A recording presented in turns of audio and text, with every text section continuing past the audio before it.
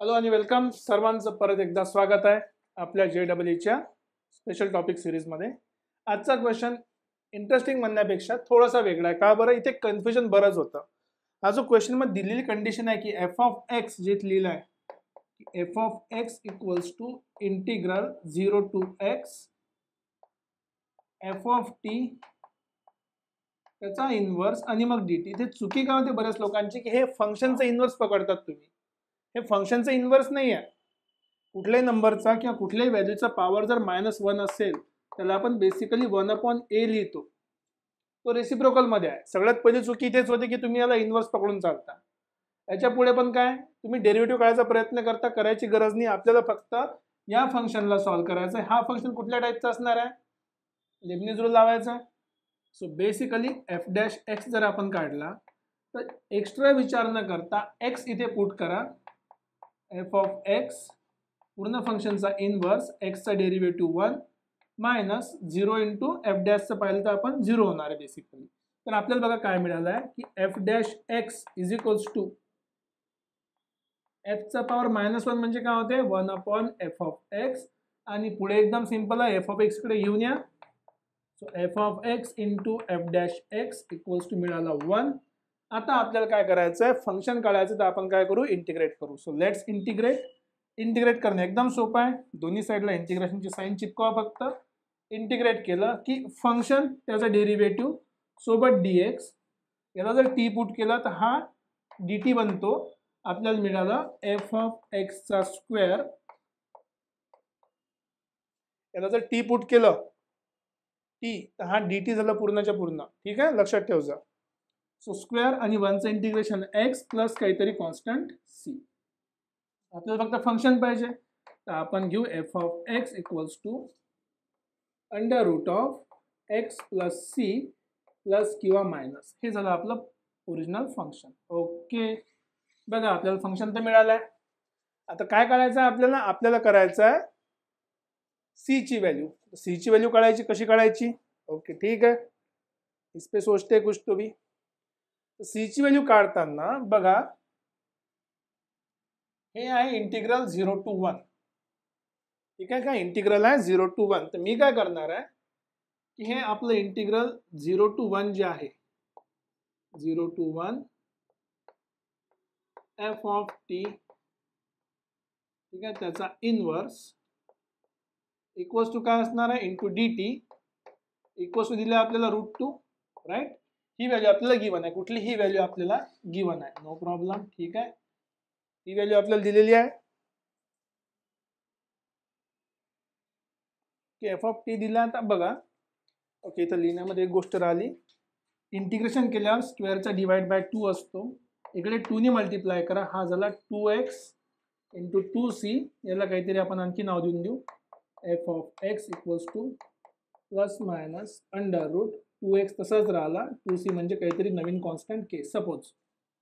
ठीक आहे, आता बरोबर आलं. ते थोडं 2 लिहायचं राहिलं होतं. एक्स स्क्वेअर डिवाइड बाय 2 असतो. आता ही जी व्हॅल्यू आहे एफ इन्व्हर्स एक्स डी टीचं इंटिग्रेशन, हे इंटिग्रेशन कशाच्या बरोबर आहे? या गोष्टीच्या बरोबर आहे. हे जे इंटिग्रेशन आहे ते या गोष्टीच्या बरोबर आहे. पण लिमिट काय 0 टू 1 गेला.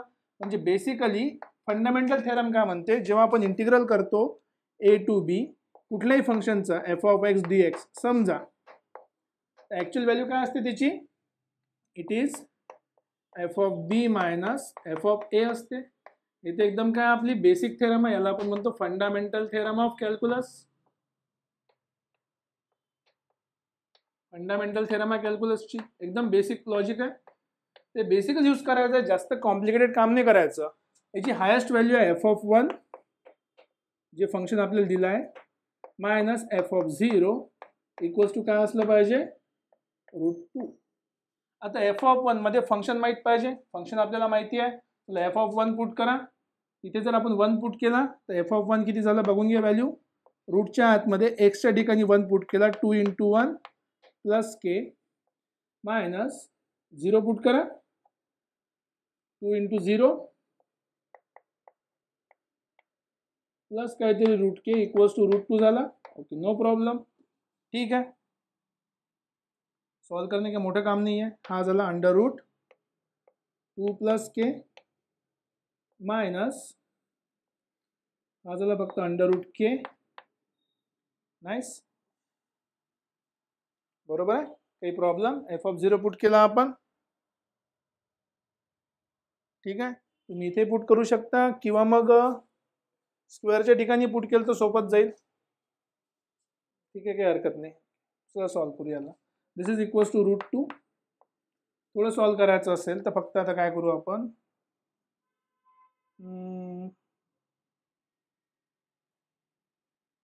k ची व्हॅल्यू काढायची आहे ना, स्क्वेअर करावं लागेल. स्क्वेअर कुठे करावं? ओके, याला तिकडे घेऊन जातो म्हणजे स्क्वेअर करणं सोपं जाईल. √2 plus √k equals to root times 2 plus k, squaring both side. हा झाला 2 plus k. This is equals to a square plus b square plus 2 times √2 आणि √k. बघा काही प्रॉब्लेम नाही. हे इकडे घेऊन आलं तर 2 आणि 2 कॅन्सल, 0, k आणि k 0. आता बघा हा 2√2 आणि √k 2 0 होऊ शकत नाही. 2 ने म्हणजे √k काय झाला 0, which implies that k equals to 0. आता k ची व्हॅल्यू 0 भेटली, आपलं काम संपलं. k इक्वल टू 0 भेटला, k ची व्हॅल्यू इक्वल टू 0 इथे पुट करा फंक्शनमध्ये. तुम्हाला मिळालं f(x) equals to √2x. So our final answer is √2x. आणि लक्षात ठेवजा ही व्हॅल्यू 0 to 1 पर्यंत चाललो. रूटच्या आतमधली व्हॅल्यू निगेटिव्ह राहू शकत नाही, म्हणून आता मायनस पण आपण काढून टाकूया. फायनल आपला आन्सर आहे f(x) equals to √2x. So option A is correct. छान क्वेश्चन आहे, एकदम बेसिक वर काम चालते. बेसिक कुठला आहे, DOIS चा सिंपलसा रूल आहे. हे अंडरस्टँडिंग की पॉवर -1 असणं म्हणजे 1 असते, इन्व्हर्स नाही. इन्व्हर्स साठी तो आतमध्ये पाहिजे होता. तिसरी गोष्ट की हे जे आपण याचं इंटिग्रेशन काढणार आहे त्याला सॉल्व्ह करायची गरज नाही. हे एकदम बेसिक फंडामेंटल थेरम आहे. ही जी इन्व्हर्स dt आहे हे कशाच्या बरोबर आहे, f(x) च्या बरोबर आहे. पण लिमिट कुठपर्यंत आहे, 0 पासून 1 पर्यंत. मग मी त्याला जर त्या ठिकाणी f(x) ठेवला तर हा लिमिट a पासून b पर्यंत म्हणजे f(b) minus f(a).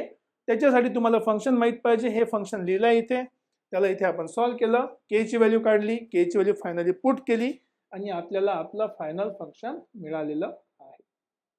Simple question, simple solution. Step wise गेलो. लिहायला थोडासा वेळ लागल्यासारखं वाटते, पण तुम्ही हे स्टेप इथे एक्स्ट्रा नाही करता. तुम्ही जर डायरेक्ट इथे पुट केलं असतं तरी तुम्हाला आन्सर मिळालं असतं. f(1) चा स्क्वेअर, f(0) चा स्क्वेअर, 1, 0 आणि c एकदम इझिली सिम्प्लिफाय झाला असता. तर तुम्हाला समजलं असेल अशी आशा करतो. काही डाऊट असेल कमेंट सेक्शनमध्ये लिहा. आणखी असे व्हिडिओ पाहायचे असेल कुठल्या टॉपिकवर ते पण मेन्शन करा. लाईक करत चला, शेअर करत चला. सिमिलर टाईपचे व्हिडिओ बघायचे असेल तर आपली प्लेलिस्ट आहे, नक्की व्हिजिट करा. होईल तेवढं शेअर करा. आणखी एक महत्त्वाचा मुद्दा असा आहे की मी मॅक्सिमम क्वेश्चन टॉपिकवर कव्हर करायचा प्रयत्न करणार आहे. तर होऊ शकते एक 2 टॉपिक आपले एखाद्या चॅप्टर मधले टॉपिक ते 1-2 महिने पण स्पॅन होतील, काही हरकत नाही. मॅक्सिमम क्वेश्चन केलं तर मॅक्सिमम कन्सेप्ट आपले क्लिअर होतात आणि कुठे लॉजिक लावायचं कुठे नाही ते पण समजण्यात येईल. तर ठीक आहे, भेटूया परत पुढच्या क्वेश्चनमध्ये. Till then take care, bye bye.